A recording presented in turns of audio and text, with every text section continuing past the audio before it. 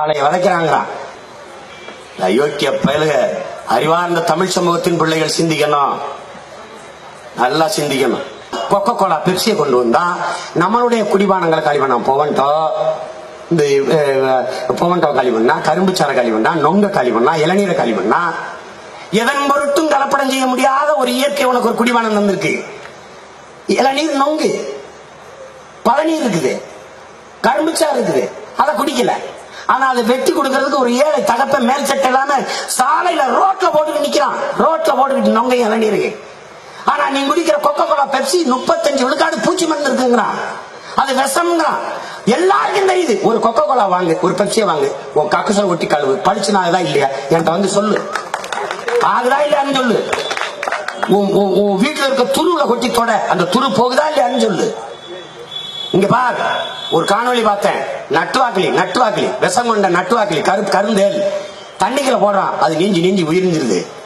அந்த நட்டுவாக்கிலி மேல Coca Cola ஊத்துறான், அது அசைவேல செத்துருது. அறிவார்ந்த தமிழ் சமூகத்தின் மக்கள் புரிஞ்சுக்கணும்.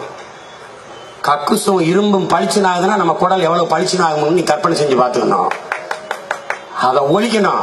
ஆனா அந்த கொக்கோ கோலா வந்து நமது குடிபானங்களை, நமது தேசிய குடிபானங்களை ரோட்ல தள்ளி வீணாக்குனா. நுட்பமா கவனி, நீ கொக்கோ கோலாவை குனிஞ்சு குடிக்கிற, குனிஞ்சது உன் தலை மட்டும் இல்ல, உன் இனமும் உன் தன்மானமும் சேர்ந்துதான் குனியுது.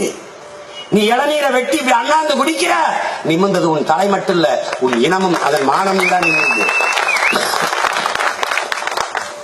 நீ மாற்று, இன்னையிலிருந்து உறுதி எடுத்துக்க. கொக்கோ கோலா பெப்சி நான் ஒண்ணு கடிச்சிட்டு கக்குசுல கூட ஊத்த மாட்டேன்னு தூக்கி தூர போடு.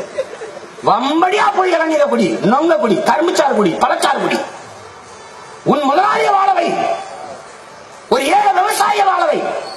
நீ உணவகத்துக்கு போ, வாழை இலையில சோறு போட்டா சாப்பிடு. நீ நெகிழித்தால சோறு போட்டா எந்திரிச்சு வந்துடும் அந்த கடையில, சாப்பிடாத.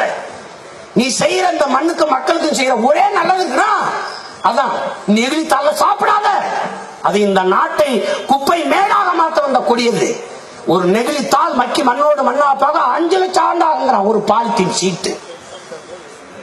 ஒரு தட்டு மேல அந்த பாலித்தீனை போட்டு இட்லி தோசை வச்சிடறான், அதை சாப்பிட்டோம்னா அப்படியே சுருட்டி போட்டுறான், அதை அப்படியே கொண்டு கொட்டிடலாம். அது விரிஞ்சு மண்ணில் மேல கிடக்கு, மழை பெய்யுது, ஒரு சொட்டு தண்ணீரை பூமிக்குள்ள போடாம அப்படியே பிடிச்சு வச்சுக்கிறோம். சூரிய வெப்பத்துல மறுபடியும் நீராவியாகி மேல போயிடும், மண் மலடாயிரும். இது ஒருபோதும் மக்காது, மண்ணை நாசமாக்கிறோம் பாத்துக்க. ஆனா இதையே ஒரு வாழை இலையில சாப்பிட்டீங்கன்னா சீரண சக்தி அதிகம். அது ஒரு மூலிகை செடி, அந்த இலையில சாப்பிட்டீங்கன்னா அங்க விளைய வைக்கிறான் பாரு ஒரு ஏழை விவசாயி, அவன் வாழுவான், நீனும் வாழுவ. இந்த வாழை இலையை சாப்பிட்டு கீழே போட்டா மாடு சாப்பிடும், சாணியாகும், உரமாகும். இல்ல மக்கி மண்ணோட பண்ணாலும் மண்ணுக்கு வளமாகி உரமாகும். இதுதான் இயற்கையின் சுழற்சி, இதுதான் உயிர் சூழல். இதை புரிந்து கொண்டு வாழ கத்துக்க, இதுதான் அரசியல்.